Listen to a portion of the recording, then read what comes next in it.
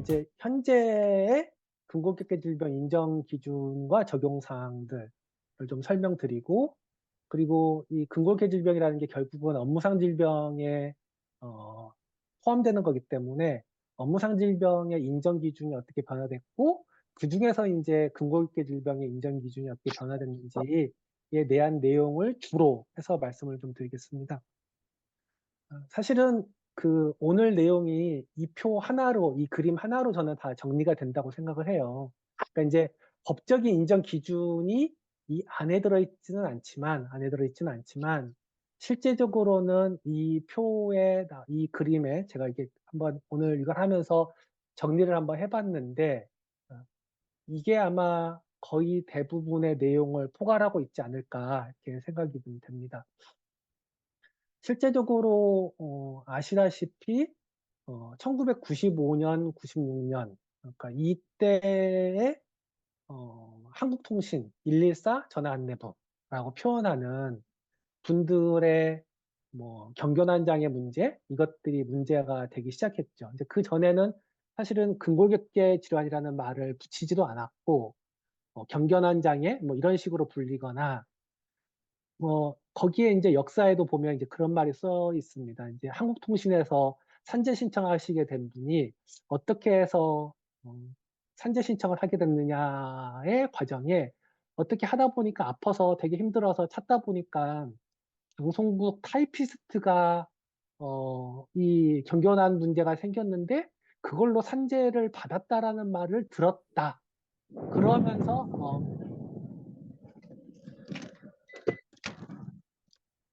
들었다. 그러면서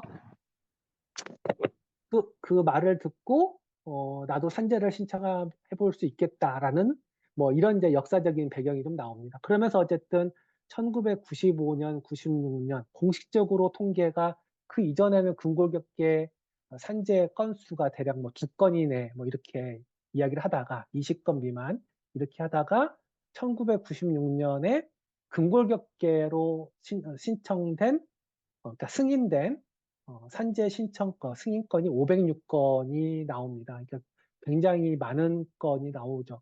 사실은 이제 여기에는 그 원진에 계시는 임상혁 선생님도 역할을 많이 하셨고, 그 이후에 이제 한국통신에서 이제 문제가 되면서 제가 있었던 한양대 학교에서도 이제 그 한국통신 관리하는데 이제 역할을 했던 걸로 기억을 하고 있습니다. 어쨌든 그래서 근골격계 질환이 이제 막 문제가 되는구나 하면서 이 시기가 실질적으로 아시다시피 이제 1995년에 산업의학 전문의 제도가 도입됐으니까 이제 그 시기와 거의 맞물리는 시기입니다. 그러다가 이제 1998년도, 99년도에 IMF가 터지면서 오히려 이제 막 이렇게 근골격계 질환이 커지지 못하고 시기를 맞이를 하거든요. 그러다가 1999년도에 지금은 뭐 현대모비스 이렇게 이름이 바뀌었는데, 그 당시에는 현대重工이라는 회사가 있었죠. 사실은 이제 저도 이제 저희 집안의 지인 중에 하나가 그 당시에 현대重工에서 막 88탱크 만들고 이러셨던 분이거든요. 88탱크의 트랜스미션을 만들고 이런 시대였으니까, 그 시기에 이제 지금의 현대차 5공장, 현대重工에서 집단 요양 신청과 관련된 이제 시작들이 됩니다. 이게 이제 99년도, 2000년도의 시기이고, 그리고 2000년도에서 2003년도 사이를 지나가면서 이제 여러 금속 사업장들, 뭐 조선소를 포함해서 대우조선 포함해서 여러 가지 금속 사업장들의 근골격계 집단 요양 신청들이 이루어지기 시작하죠. 그러면서 보시는 것처럼 2002년도에 1,800건 정도였던 근골격 질환이 2003년도에 4,500건으로 정말 아주 급격한, 여기에서 보시면 급격한 증가를 보이는 그래프가 이때 한 번,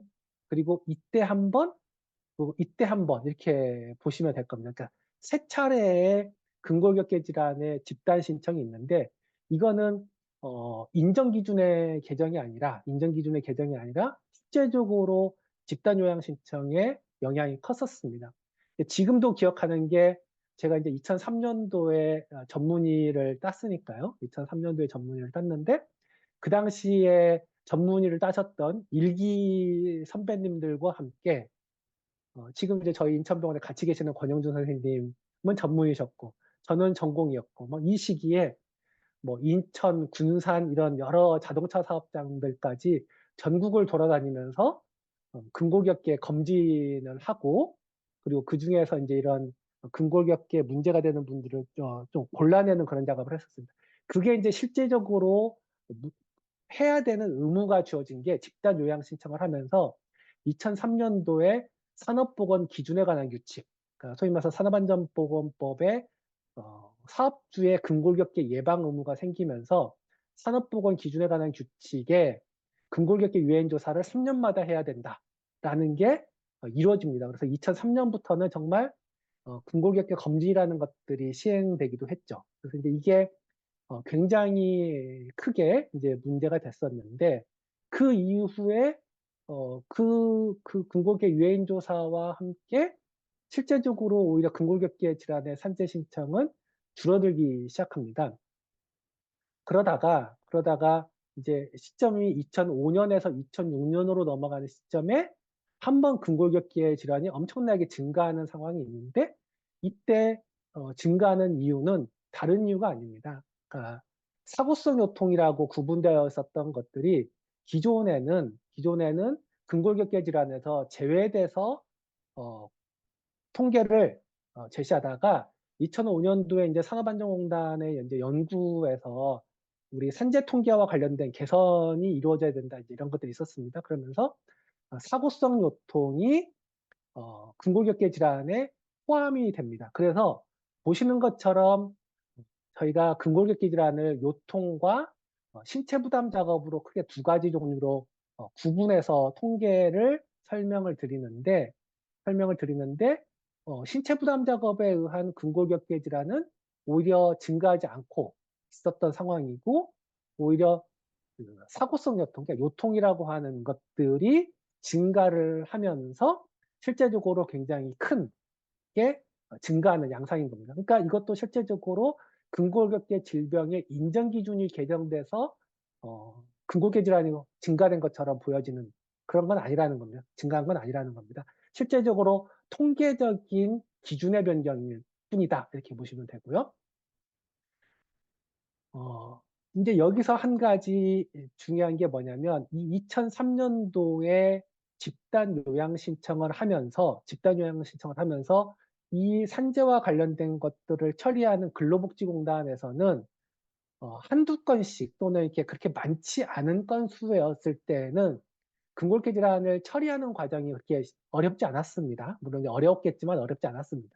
그래서 지침도 없이 그러니까 근골격계를 명확하게 구분짓는 지침이 없었는데 이게 이제 문제가 되면서 2004년도에 근골격계 조사 및 판정 지침이 만들어집니다. 이게 인제 최초로 근로복지공단의 매뉴얼화되는 근골격계 질환 조사 및 판정 지침이 이때 만들어지는 것이고 그리고 그 이후에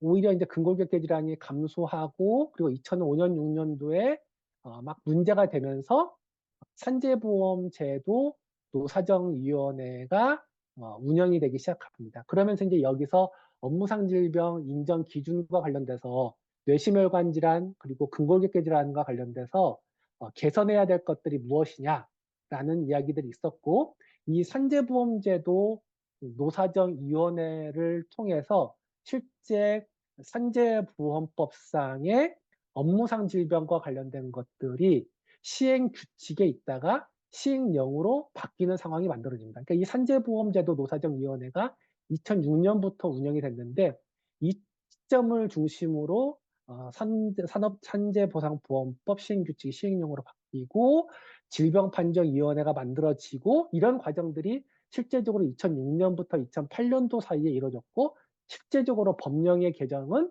2008년도에 있었다. 그러니까 2008년도가 어떻게 보면 굉장히 중요한 시기다라고 보도 될 겁니다.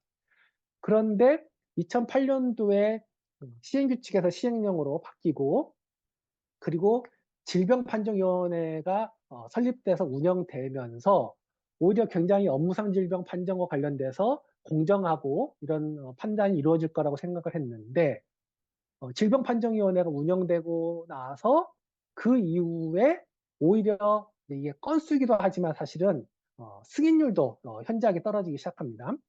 오히려 질병판정위원회가 운영되면서 2008년도 이후에 근골격계 질환이 감소하는 양상을 보일 겁니다. 이게 왜냐하면 실제 승인 건수가 감소하기 시작하는 양상이거든요. 그래서 질병판정위원회가 만들어지고 이 산재의 승인율이 떨어지기 시작하면서 다시 이제 노동계에서 문제를 제기하기 시작합니다. 그때의 문제가 바로 산재보험 제도 개선 TF를 구성하게 됐고, 2010년 11월부터 시작해서 거의 한 2년에 걸쳐서 산재보험 제도 개선 TF가 운영이 됩니다. 그래서 2012년 13년도, 그러니까 이 과정을 거치면서 현장 조사를 어떻게 강화할 것이냐, 그리고 재조사, 근골격계 질환과 관련돼서 재조사를 어떻게 할 것이냐, 재조사 시트를 어떻게 표준화할 것이냐, 이런 것들에 대한 내용들이 결정이 됩니다.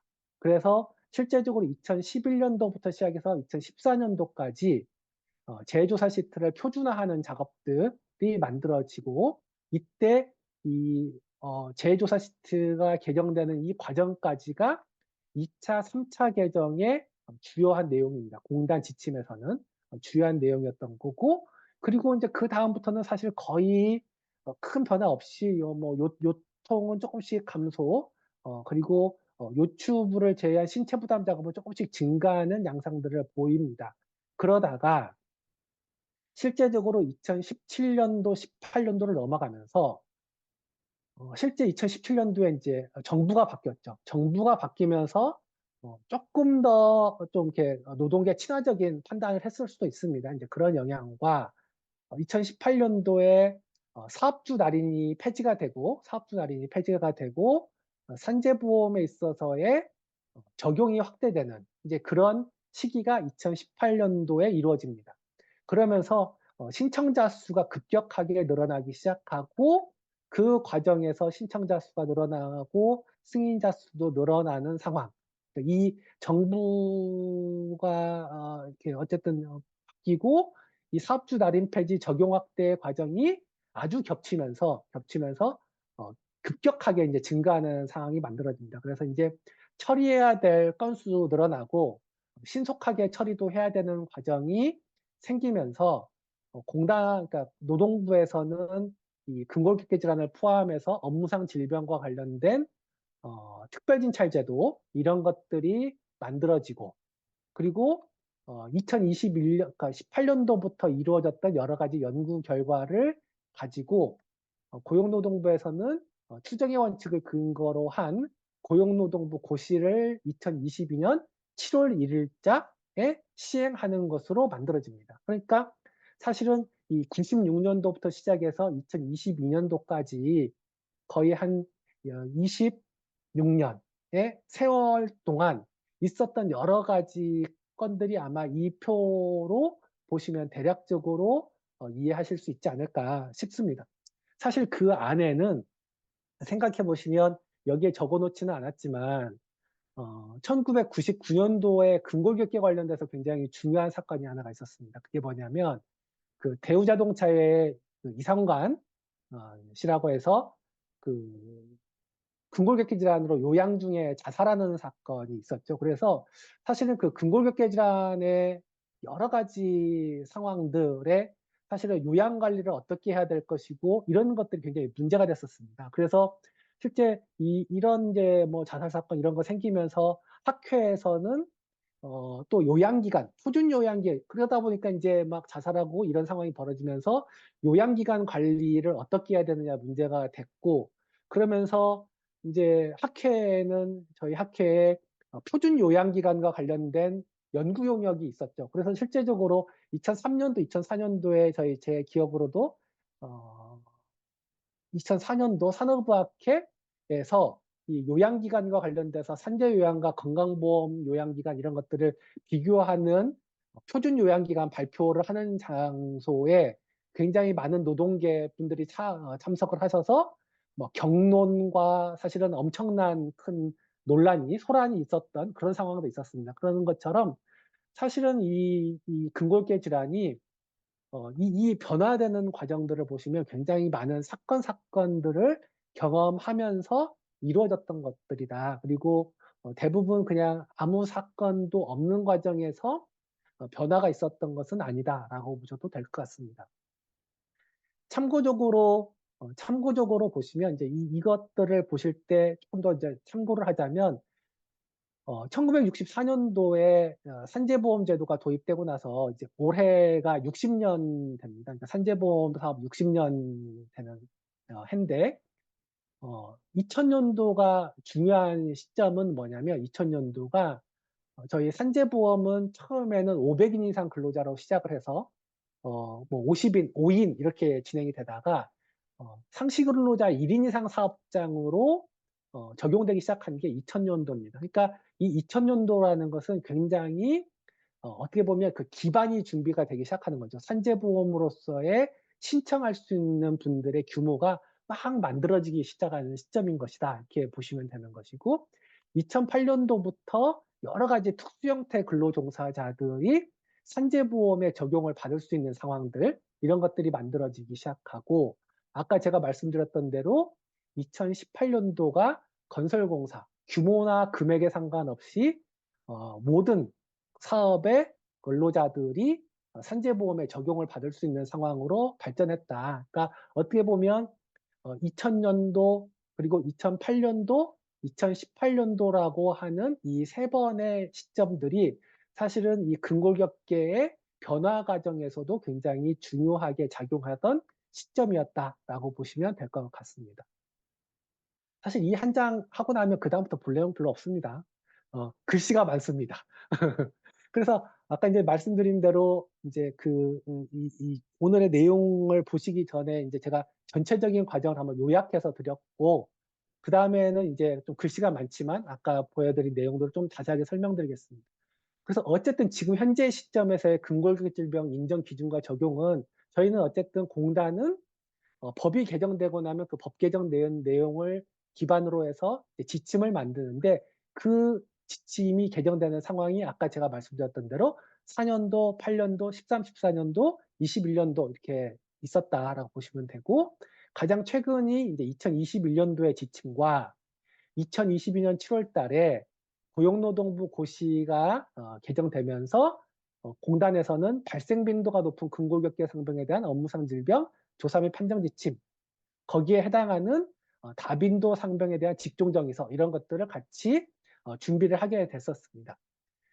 그 과정은 실제 이제 산재보상보험법 시행령에 나와 있는 것처럼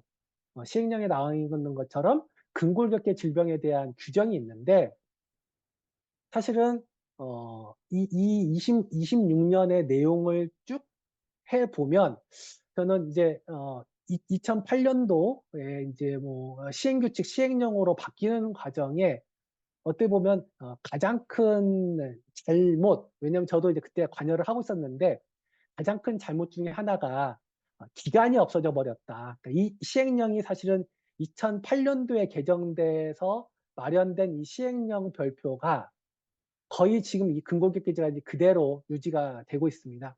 2008년도에서 바뀌어 있는 부분은 사실 그 이후에 한 번의 개정이 더 있었는데 가장 핵심적인 개정은 이 다입니다. 그러니까 이 앞에 부분은 아마 여러분들께서도 다 아실 겁니다. 그러니까 근골격 질병의 뭐 종사 기간, 시간, 양, 강도, 업무 수행 자세, 속도 뭐 이런 것들에 의해서 발생하는 질병이고 신체 부담 업무라 함은 반복 동작, 무리의 한임, 부적절한 자세, 진동 그 밖에 여러 가지 것들 그리고 나에서는 신체 부담 업무로 인해서 악화되는 거, 다에서는 이 다가 추가적으로 나중에 삽입되는 이유가 2008년도에는 없었다가 삽입되는 이유가 이 부분입니다. 연령 증가에 따른 자연 경과적 변화보다 더욱 빠르게 진행된 것이 인정되면 업무상 질병으로 본다라는 부분이 나중에 한 번 더 삽입이 되는 거죠. 이 부분이 굉장히 중요한 것이고 그리고 또 하나는 일시적인 급격한 힘의 작용으로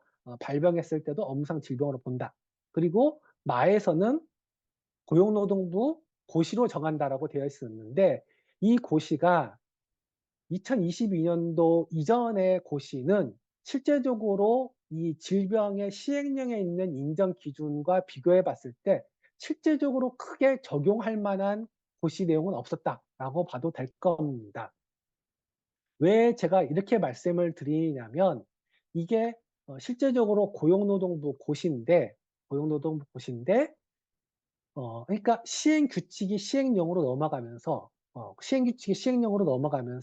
실제적으로는 시행령으로 넘어가면서 시행령 더하기 고시가 생긴 겁니다. 시행 규칙에 있던 것이. 그런데 이 고시상에 보면 고시에 나와 있는 근골격계에 발생한 질병, 팔 부분, 다리 부분, 허리 부분, 그리고 나, 다라고 쭉 써 있는 부분이 실제적으로 앞에서 보셨던 이 시행령에 나와 있는 내용을 조금 더 문구적으로 길게 표현했을 뿐이지 실제적으로 고시와 시행령의 근골계 질병의 차이는 없다. 그러니까 사실은 근골격계 질병을 판정하면서 어느 누구도 시행령을 보거나 고용노동부 고시를 볼 일이 없다. 뇌심혈관계 질환은 여러 가지 변화 과정을 거치면서 실제 고시를 기준으로 판단을 해야 되는 상황들이 많이 있었지만 근골격계 질병은 인정 기준에 따라서 판단이 달라져야 될 것이 사실 크게 많지 않다. 그렇게 구체적이지는 않다. 그러다가 2022년 7월 1일 고시가 개정되면서 최근에 논란이 되고 있는 3 번이 들어오는 거죠. 그 3 번이 바로 1, 2만 있다가 3 번이 들어오면서 별표 1에 해당하는 상병 직종 근무기간, 유효기간을 충족할 경우에는 업무 관련성이 강하다고 평가한다. 즉 뇌심혈관 질환의 고시와 유사한 형식의 문구가 들어오면서 인제 논란이 시작됐던 겁니다.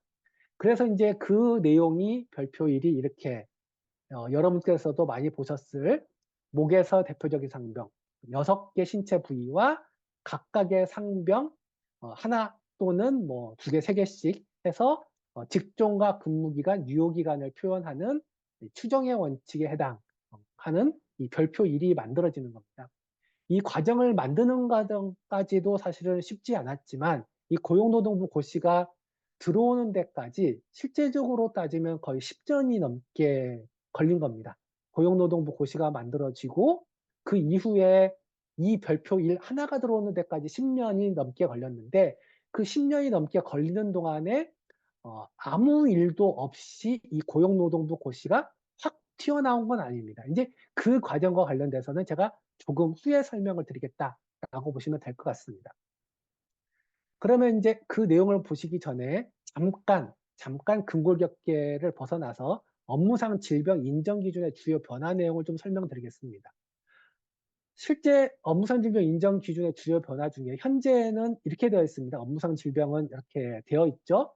어 산재보상보험법 37조 1항에 업무상 질병은 물리적 인자, 화학물질 분진, 병원체, 신체 부담을 주는 업무 등으로 발생한 것. 그리고 최근에 아시다시피 2018년, 19년 그때죠. 직장 내 괴롭힘, 고객의 폭언이 들어오기 시작하면서 정신질병도 포함하게 되는 이런 내용들이 업무상 질병으로 규정이 되고 그리고 이것과 관련돼서 산재보상보험법 시행령 34조에 업무상 질병 인정 기준에 이렇게 명시가 되어 있죠. 근로기준법 시행령과 관련된 내용, 그리고 아래 내용을 포함해서 업무상 질병으로 보고 그리고 업무상 질병에 관련된 내용이 별표 3에 있다라고 이제 표현하는 게 업무상 질병 인정 기준이다 이렇게 보시면 될 겁니다.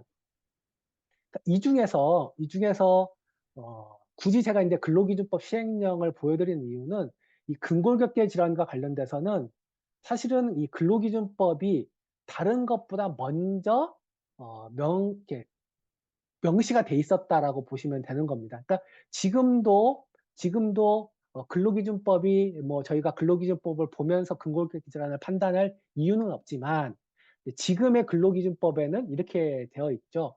무리한 힘을 가해하는 업무로 인한 내장 탈장. 그러니까 내장 탈장은 정말 역사적으로 굉장히 긴 기간 동안 정말 역사적으로 어마어마하게 긴 기간 동안 계속 표현이 되고 있는 질환입니다. 그거에 비하면 정말 인정 건수는 별로 많지 않은 이런 건인 것이고, 그 외에 인제 영상 표시 단말기 취급 등 부적절한 자세를 유지하거나 반복 동작이 많은 업무 등 근골격계에 부담을 주는 업무로 인한 근골기질병이라고 인제 되어 있습니다. 어쨌든 이렇게 되어 있다라고 기억을 하시고, 그런데 인제 이 업무상 질병의 판단과 관련돼서 우리의 변화가 어떻게 있었느냐를 아까 제가 시행 규칙과 시행령만 말씀을 드렸지만, 실제적으로는 쪼끔 더 길게 들어가면 1982 년도에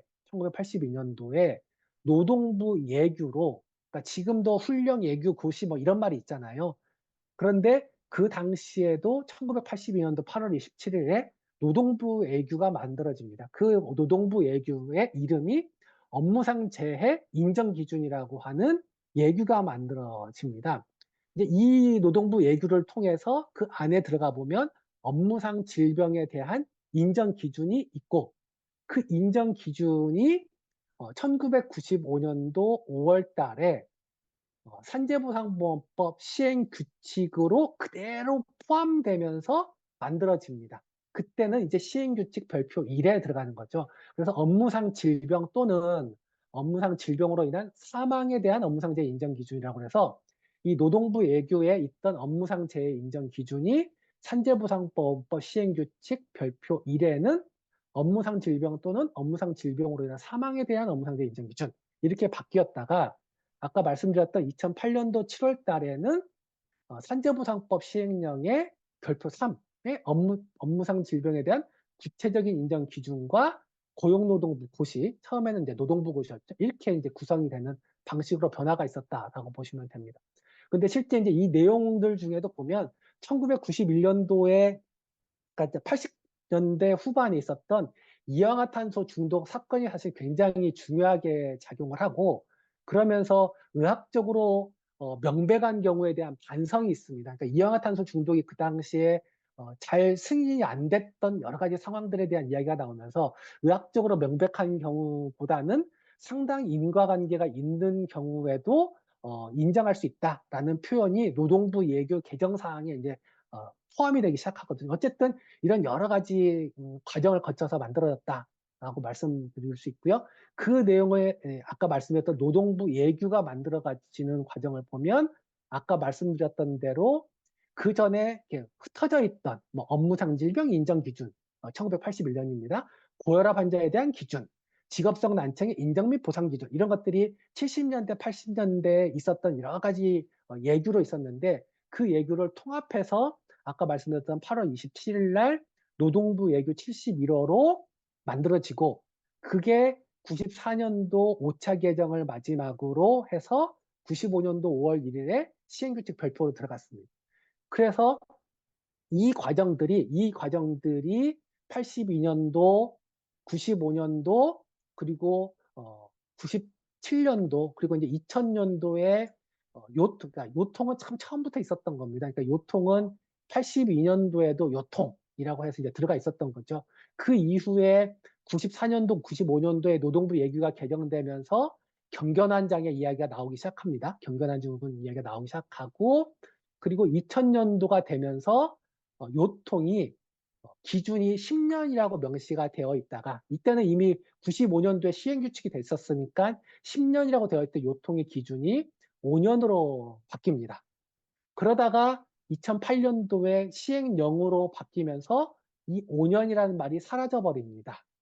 그리고 2013년도에 퇴행성 질환에 대한 것들을 조금 더 명시하게 되는, 아까 제가 말씀드렸던 가나다라마에서 퇴행성 질환에 대한 명칭이 생기고, 이 14년부터 2022년까지 근골격계 질환과 관련돼서는 거의 변화가 없었다. 아예 변화가 없었다. 그러니까 법적인 변화 상황은 아무것도 없었다. 뇌심은 몇 차례, 정신질병도 변화가 있었지만 근골은 거의 10년이 넘는 기간, 10년 동안 변화가 없이 굉장히 많은 공단의 자잘자잘한 연구와 지침 개정들이 있다가 2022년도에 육계 상병에 대한 추정의 원칙, 업무 관련성이 강하다고 평가하는 것과 관련된 변화가 생겼다라고 보시면 될 겁니다.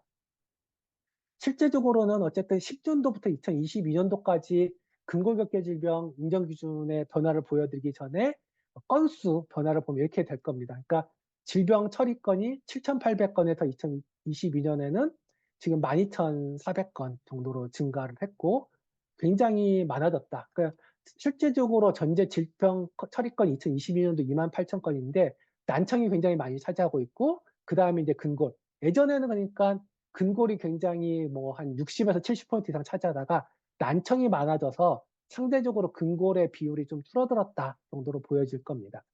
아까도 말씀드렸다시피 승인율을 보시면 50% 60%를 넘게 승인율이 유지가 되다가 업무상 질병 판정위원회가 만들어지고 3년 정도 경과한 다음에 승인율이 반 이하로 줄어드는 상황이 11년도, 12년도에 만들어지면서 아까 제가 말씀드렸던 대로 10년도, 11년도에 산재보험제도 제도에서 TF가 만들어졌고 재조사 시트 해라, 현장조사 더 해라 이러면서 현장조사가 한 18%밖에 안 됐던 2011년도에서 지금 현재는 현장조사율이 80%를 넘어가는 상황까지 만들어놨다. 그러니까 이때 재조사, 현장조사 이런 것들이 다 만들어지면서 그거를 근거로 신체 부담 업무를 평가할 수 있는 그리고 나름대로 통일된 기준이 만들어지는 상황이 있었다라고 보시면 될 것 같습니다.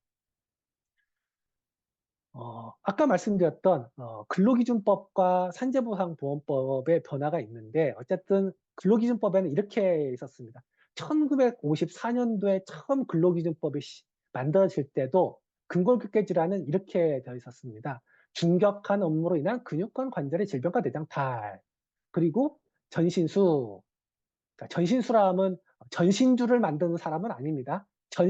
우리가 체신부할 때 전신 업무인 거죠. 전신수, 타이피스트, 필경수, 수지에 경련 및 서경 이렇게 해서 54년도에 들어갔다가 69년도에 변경되면서 중격한 업무가 너무 말이 어렵잖아요. 그러니까 이제 이게 무겁고 힘든 업무라고 말이 바뀌었다가 아까 말씀드린 대로 그러니까 이 시행규칙 개정과 거의 맞물리죠. 그러면서 근로기준법에서도 무겁고 힘든 업무 그리고 VDT 취급자에서 나타나는 경견한 증후군이라는 표현으로 근로기준법에서도 개정이 됩니다. 그러니까 실제적으로 근골격 질병은 무겁고 힘든 업무로 인한 근육권 관절의 질병과 내장탈, VDT 취급자에서 나타난 경경한 증후군이라고 하는 것이 굉장히 역사적으로 오랫동안 유지가 되다가 13년도에 우리 산재보험법 시행령 별표 개정되면서 그 당시 아마 우리 김여 교수님도 다 관여하셨던 걸로 알고 있고 그것 때문에 사실은 이 근로기준법도 개정된 걸로 알고 있는데 그래서 이제 이렇게 표현이 되면서 근로기준법 시행령 별표 5에도 이렇게 표현이 되죠. 무리한 힘을 가해야 하는 업무로 인한 내장 탈장, 영상표시 단말기 취급 등 부적절한 자세를 유지하거나 반복 동작이 많은 업무 등 근골격계에 부담을 주는 업무로 인한 근골기 질병이라고 해서 그냥 하나가 뚝 들어가는. 그러니까 아까 보셨던 거와 거의 동일한 상황이 만들어졌다라고 보셔도 되는 겁니다. 실제 이러한 변화 과정에서 무엇들이 있었냐면 경견한 증후 기간을 6개월로 명시하는 경견한 증후군이 인정되려면 최소한 6개월은 일을 해야 된다. 요통에서도 처음에는 기간이 없다가 기간이 10년으로 들어왔다가 5년으로 들어왔다가 시행령으로 들어오면서 기간이 삭제되는 상황이 벌어집니다.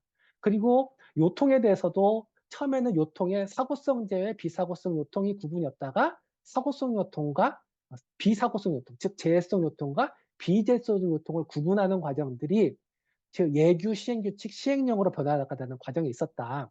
그리고 이제 학계에서는 사실은 2000년도를 경계로 해서 그전에는 누적 예상성 질환, 그러니까 소위 말해서 CTD라고 하죠. Cumulative Trauma Disorder라고 해서 누적 예상성 질환 또는 경견한 장애라는 표현을 쓰다가 2000년도를 경계로 근육골격계 질환이라고 해야 되느냐, 근골격계로 해야 되느냐. 이게 저희 학회에서 굉장히 핫했습니다.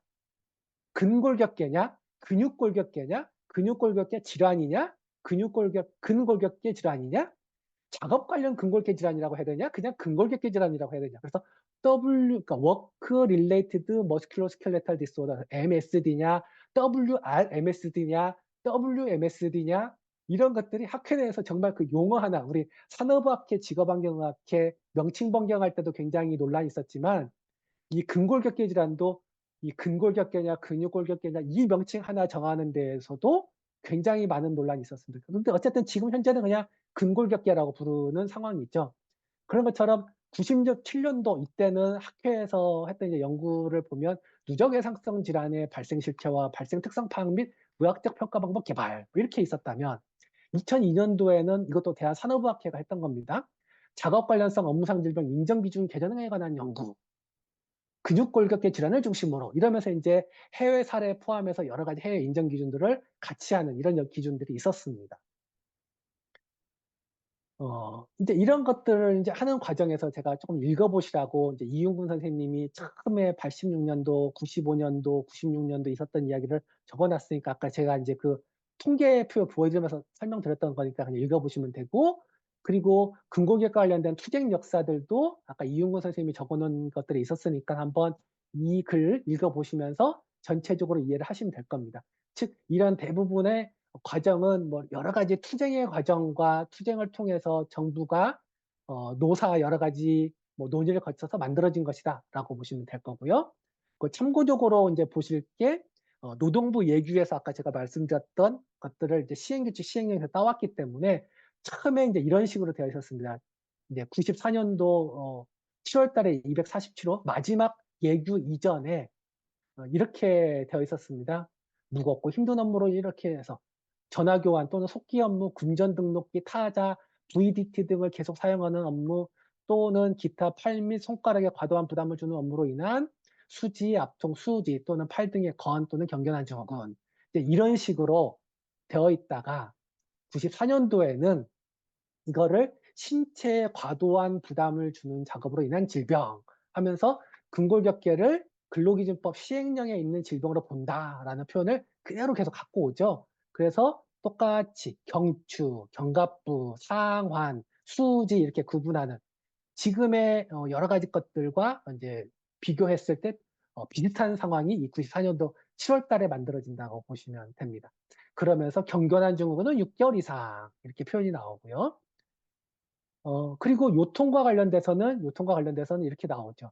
요부에 부담을 주는 약 아주 과도한 부담을 주는 업무일 때는 3개월, 중량물을 취급하는 경우에는 10년, 그리고 과도한 부담과 관련돼서는 어떻게 판단할 건지는 20kg를 상용적으로 뭐 이렇게 표현하고, 중량물 취급하는 것은 30kg 이상을 노동시간 3분의 1, 20kg 이상을 노동시간 2분의 1, 뭐 이런 식으로 표현하는 과정이 실제 94년도에 만들어집니다. 그러니까 구체적으로 기간, 중량물, 노동시간이 얼마 이런 것들을 이제 표현하는 것들이 이 노동부 예규 때 94년도에 처음 만들어지고, 그게 아까 말씀드렸던 대로 시행 규칙에 그대로 거의 그대로 따라 들어왔다.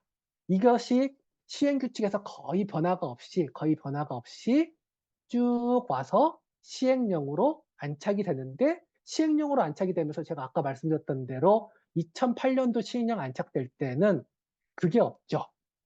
아까 제가 말씀드렸던 퇴행성 근골격계 질환, 연령 증가에 의한 것보단 더 자연경과적 악화보단 더 진행됐을 때는 본다라는 말은 2008년도에 없다가 2013년도에 개정이 되면서 지금 현재의 퇴행성 질환까지 포함하는 과정이 만들어집니다. 그러니까 실제적으로 2008년도에 시행규칙이 시행령으로 오면서 갑자기 노동부 고시도 만들어졌고 시행령도 만들어졌는데 기간과 관련된 것과 중량물 모든 게 사라져요.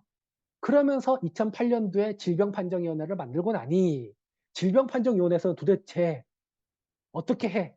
그래서 기존에 하던 6개월, 10년, 5년 뭐 이런 것들을 그대로 차용을 합니다. 그대로 인제 차용을 해서 적용을 하기 시작하는 거죠. 인제 그러다 보니까 오히려 굉장히 그 적용이 엄격했던 겁니다. 그러니까 2008년도에 질병판정위원회가 생기고 나서 근골격 질환의 승인율이 막 떨어질 수밖에 없었던 게 그런 과정이었다라고 보시면 될 거고요. 그래서 인제 아까 제가 말씀드렸던 대로 이제 그 과정을 쪼끔 더 요약 정리하자면 2000년 초반부터 2010년까지 2002년도에 동아제가 이제 학회장님이셨으니까 이런 연구가 있었고, 그리고 나서 집단 요양 신청을 하면서 공단의 인정기준 처리 지침을 만들어졌고, 2006년도에 산재보험제도 개선 TF, 산재보험제도 개선 노사정위원회, 그래서 뇌심 근골 업무상 질병 인정 기준위원회가 있고, 업무상 질병 판정위원회가 만들어졌고, 그러면서 판정 지침이 1차 개정이 있었습니다. 그래서 어떻게 판정해야 되느냐라고 하니까 연구해라. 그래서 노동환경건강연구소가 중심이 되는 근골격 질환 신체 부담 작업의 업무 발성 정도에 관한 연구가 있었고, 그래서 4대 질환, 목, 허리, 어깨, 무릎에 대한 4대 질환과 관련돼서 신체 부담 작업을 판단하는 기준이 만들어졌습니다. 그래서 예를 들자면 어깨 부위 같은 경우는 이런 식으로 상, 중, 뭐 이렇게 해서 90도 이상 드는 자세가 2시간 이상, 45도가 4시간 이상, 팔을 벌린 자세가 2시간 이상이면 상으로 해서 인정된다. 뭐 기간 고려해서 3년 이상이면 고려한다. 중이라 하면 90도 이상이 한두 시간이다. 뭐 이런 식으로 해서 이런 것들을 목, 허리, 무릎, 어깨, 그래서 이제 4대 업무 신체 부담 작업을 판단하는 기준들이 만들어졌는데, 이것을 주로 핵심적으로 하는 판정이 있었다라고 보시면 될 거고, 그리고 나서 이제 2010년부터 22년도까지의 과정이 아까 말씀드렸던 판정이 만들어지고 나서 승인율이 막 떨어지니까 노사정이 참여하는 산재보험제도 개선 TF가 만들어졌고, 그래서 판정 절차 인정 기준 개선과 관련된 것들이 만들어집니다. 그래서 12년도에 인천대학교가 인간공학 중심으로 현장조사 시트 개선에 관한 연구를 했고, 그걸 가지고 만들어서 해보려 하니 그 제조조사 시트가 마음에 안 들었습니다. 그래서 13년도에 이제 한양대학교가 중심돼서 직업환경학과 의사 중심으로 현장조사 시트를 보완하는 연구가 있었고, 이 과정이 다 사실은 마음에 들지 않아서 2014년도에 여기 계시는 김인하 교수님께서 주도가 되는 근골격계질병 재조사 시트 검증 연구가 있었고, 이때 인간공학 추천 둘, 직업환경학 추천 둘 해서 인간공학과 직업환경학 전문가가 추천하는 재조사 시트가 만들어서 그 재조사 시트를 기반으로 이 재조사 시트와 표준화된 조사 방법을 이용해서 현재까지 쭉 이용이 되는 겁니다. 그 14년도부터 현장 조사율이 높아지고 표준화된 조사 시트가 만들어지면서 이걸 근거로 판단하다 보니까 많은 이제 선생님들이 그런 얘기를 하시는 겁니다. 해보니까 야, 형틀목공 다 똑같고 뭐 다 똑같고 건설업의 모든 직종 다 똑같은데 같이 판정위원 했던 정형외과 선생님들이 그러십니다. 아니, 뭐, 굳이 이렇게 판단을 계속 해야 돼요? 뭐, 그냥, 뭐, 이런 직종 몇 년이면 그냥 다 인정해주면 되는 거 해도 될 것 같은데, 왜 이렇게 복잡하게 하십니까? 뭐, 이러시는 이제 이야기들이 질판 위에서 이제 나오기 시작합니다. 그러면서 이제 그런 이야기들이 노동부로, 실제 이제 그 의사 전달이 됐고, 그러면서 이제 2018년도에 한림대학교에서 추정의 원칙의 시초죠. 근골격 질병 인정 기준 및 재조사 개선 방안에 대한 연구, 목, 다리, 허리, 손목, 팔이라고 해서 근골격 질환 중심의 인정 기준 및 재조사 개선 방안 연구가 만들어집니다. 이때 처음으로 이제 지금의 노동부고시 추정의 원칙 별표 1과 유사한 것들이 만들어졌는데, 그때는 굉장히 직종도 적고 조악했습니다. 그러다가 이제 그거를 기본으로 해서 판정지침 4차 개정이 있었고, 이후에 우리 부산대학교 김영기 교수님이 여러 차례 연구를 한 것들을 반영한 고용노동부고시 개정이 2022년도 7월 달에 있었다라고 보시면 이게 이제 현재까지의 과정입니다. 그래서 13년도 이전의 재조사 시트는 정말 이렇게 어깨, 목, 허리, 무릎 해서 4대 질환에 대해서만 상완이 몸통에서 벗어나느냐, 몇 도, 하루 몇 시간, 이제 이런 식으로 이루어졌고요. 그러다가 2014년도 재조사 시트는 점수를 주기 시작하면서 몇 도 이제 이런 식으로 주고 가산점을 어떻게 줄 거냐가 만들어졌죠. 그러다가 이제 현재 사용되고 있는 것은 자세, 힘, 반복성, 그리고 자세 평가 시 확인 사항, 주요 상병별로 확인해야 되는 사항이 뭔지를 정리하는 이 인간공학적 요인 조사가 만들어졌다라고 보시면 될 겁니다. 이렇게 측정하는 방법의 표준화까지 이제 이런 것들이 다 만들어졌다고 보시면 될 것 같고요. 그래서 처음에 만들어졌던 업무상 질병의 절차, 이게 이제 2018년도 있었던 건데, 뇌 심근골 정신질병 직업병에 대해서는 좀 빠르게 산재 신청이 급격하게 늘어나면서 빠르게 할 수 있도록 했고, 그때 아까 말씀드렸던 게 2018년도에 만들어졌을 때는 굉장히 이렇게 적은 직종만 있었던 거죠. 그러다가 현재 아까 제가 보여드렸던 굉장히 좀 그래도 이제 좀 많아진 건설업, 조선업, 자동차, 뭐 타이어 해서 여러 가지 좀 포괄하는 고용노동부 고시가 만들어지는 과정이 있었다까지의 상황을 보여드릴 수 있었다. 그러면서 여기까지의 과정이 한 20년 이상의 근골격 질환의 인정 기준, 그리고 법적으로 있었던 과정까지 따지면 굉장히 뭐 3, 40년 전 이전부터의 변화 과정, 그리고 최근의 변화 과정에 있어서는 어떠한 연구와 어떠한 것들이 반영돼서 지금의 상황에 도달하게 되었는지 상황을 조금 정리해 드릴 수 있었습니다. 혹시 질문이 또 있을 수 있어서 제가 지금 한 50분 잠깐 하고 1시 20분에 마쳤습니다.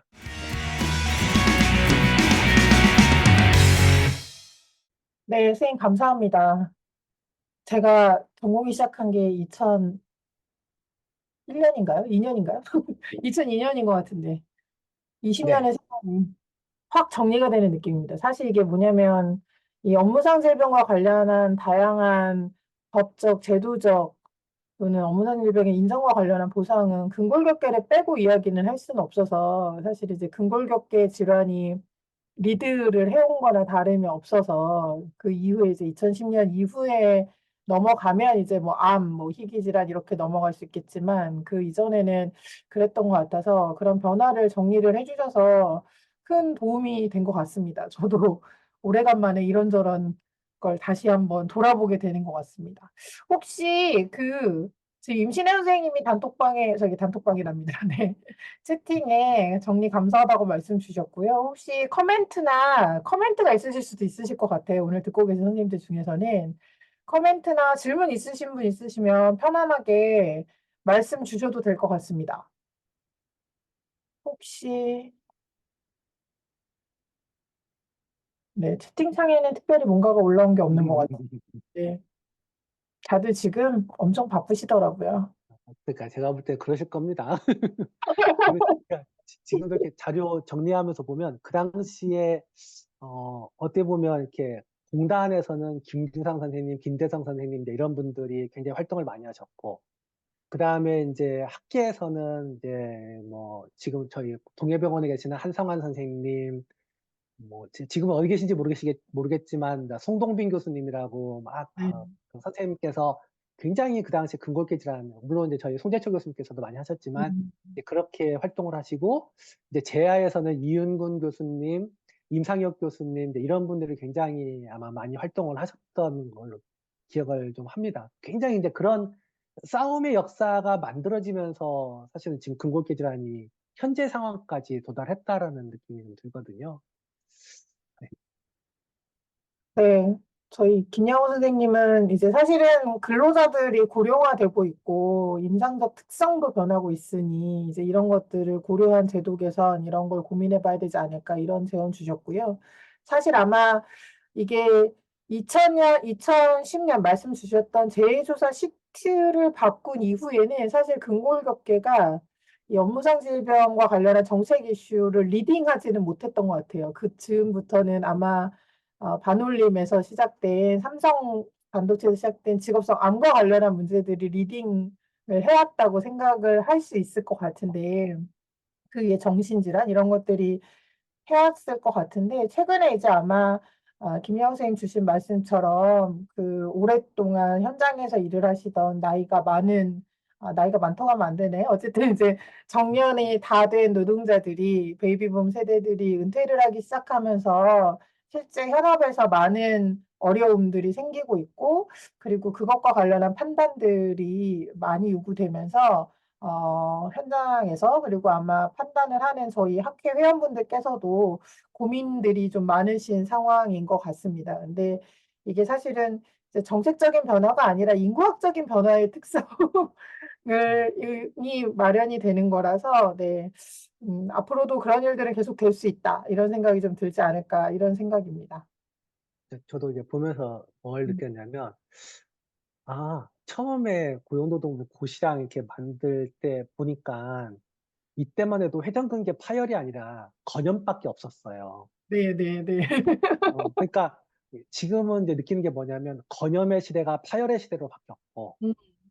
예. 그리고 인제 수술이 인공치환술의 시대로 바뀌었고, 김양호 선생님 말씀하신 것처럼 굉장히 정말 이제 연령 변화, 그리고 의학적인 기술, 우리가 항상 이제 그런 이야기 하잖아요. WHO에서도 인제 진짜 의료 기술의 발전이 어디까지 갈 거냐를 이야기하는데, 사실은 인제 뭐든지 대체하기 시작하잖아요. 머리도 심고 치아도 심고 눈도 심고 관절도 심고 이제 이런 상황이 되어 있는 상황이어서, 정말 이렇게 이 부분을 인제 근골격 질환에서는 어떻게 바라봐야 되느냐가 굉장히 중요한 시점 아닌가. 그리고 저는 오히려 어떻게 보면 맞다. 그러니까 2013년도 이후에 근골격 질환 인정 기준이 개정되고 나서 사실은 근골은 너무 외국도 그래서 사실은 막 큰 개정 사항이 근골격계는 안 보이는 이유가, 근골격계에서 인정 기준 관련해 가지고 이것 갖고 논란을 일으키거나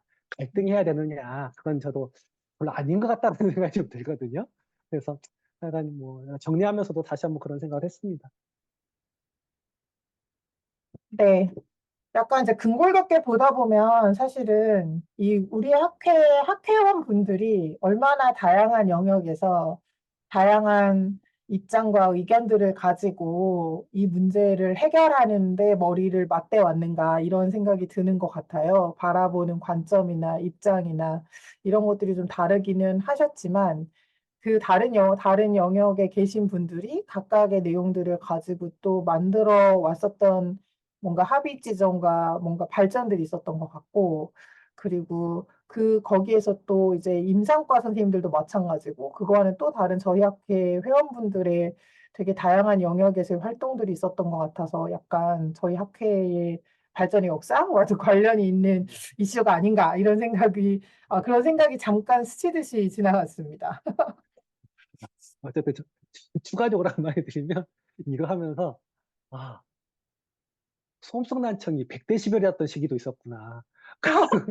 이번에 한번 이거 정리를 쭉 하면서 다시 한번 법규 네. 찾고 이러면서 다시 한번 검토를 해 봤는데, 야, 그냥 90에서 85 된 게 97년도였구나. 이제 그러네요. 이거 네. 확인만 하다가 그전에 들어갔더니 100데시벨이었던 시기도 있는 거예요. 그래서 아 참, 이 변화 과정이라는 게 참 모르면 참 확인하기 어렵구나. 그래서 정말 다시 한번 그냥 이렇게 정리할 수 있는 기회를 줘서 김나 교수님께 굉장히 감사하다는 말씀 드리겠습니다. 네. 방대한 내용 정리해 주시느라고 사실은 제가 조금 어려운 부탁을 드린 거기는 해요. 왜냐하면 어, 이게 역사라는 게 어떻게 하면 나열이 되기도 하고 그 맥락들을 잘 설명하는 게 쉽지가 않아가지고 어려운 발표를 부탁드린 거인 것 같고요. 그럼에도 불구하고 너무 정리 잘 해주셔서 선생님 이거는 뭔가 어딘가 이렇게 투고하셔도 좋을 것 같아요. 기왕 정리하신 거 글을 써서 한번 하셔도 좋을 것 같고, 네, 그런 시간이 있으면 좋겠다 싶습니다. 어쨌든 정리하느라고 너무 고생 많이 해주셨고요. 네, 진심으로 감사드립니다. 오늘은 아, 여기서 마무리하려고 합니다. 선생님, 감사합니다. 네, 수고하셨습니다. 네, 감사합니다. 수고하셨습니다.